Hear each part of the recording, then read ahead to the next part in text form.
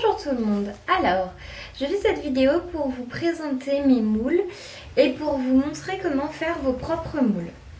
C'est vrai que je trouve que dans les boutiques en ligne, tout ça, les moules sont vraiment très chers, entre 5 et 8 euros. Je trouve que c'est très excessif par rapport au prix de la pâte qui est utilisée pour faire ça. Mais je vais commencer par vous présenter les moules que j'ai fait moi-même avec justement cette pâte. Alors, il y a ce quadrillage que j'utilise pour faire les gaufres.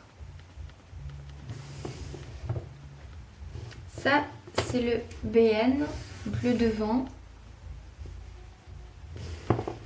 et le derrière. Il y a le moule Oreo et le moule mini Oreo. J'ai une tablette de chocolat, une mini base de cupcake,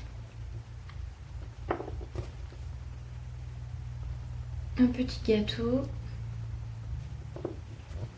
Ça, c'est un plateau que j'ai fait en moulant une capsule de bière. Et là, un biscuit avec marqué biscuit au fond. Voilà. Donc ça, c'est les moules que j'ai fait moi-même. Des fois, j'achète des choses spécialement pour les mouler, pour pouvoir les réutiliser après. C'est le cas de ça, du fond de cupcake miniature et du biscuit. Voilà. Maintenant, je vais vous montrer les moules que j'ai achetés.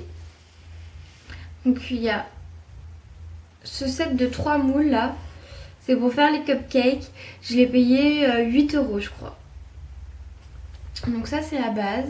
C'est celle que j'utilise pratiquement que sur les 3. Ça, c'est le milieu pour faire le biscuit. Et ça, c'est la chantilly qui va par-dessus. Voilà. Et il y a aussi ce gros moule-là. Celui-ci, je l'ai acheté dans une boutique à Lyon. Mais je sais que vous pouvez le trouver sur internet. Donc c'est avec ça que je fais le chou. Donc là, vous avez le dessus et là, le fond du chou. Là, il y a une grosse boule de glace. Et là, il y a un macaron. Déjà, j'ai pas encore utilisé la boule de glace et le macaron.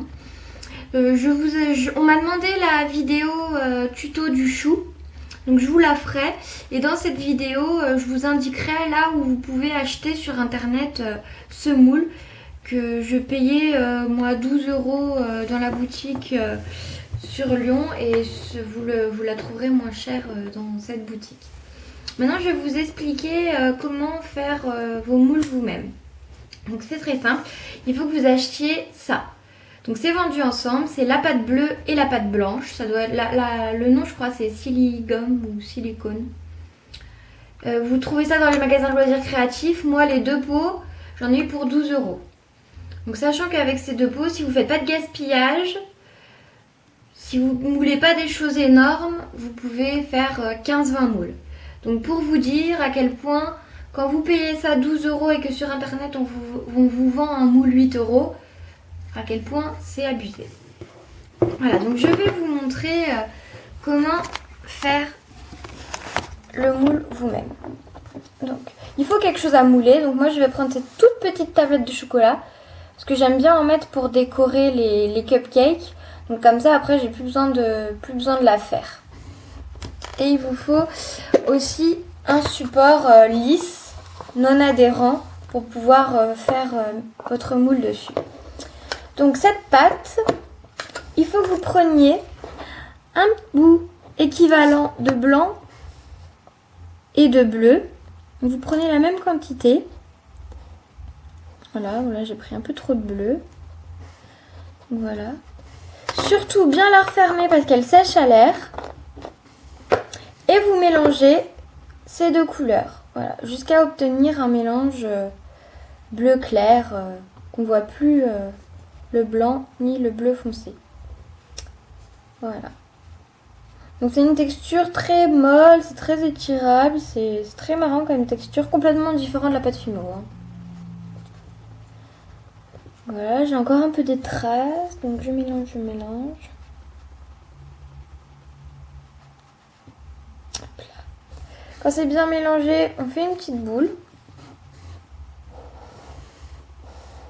Je pose la boule sur mon support, je l'aplatis un peu.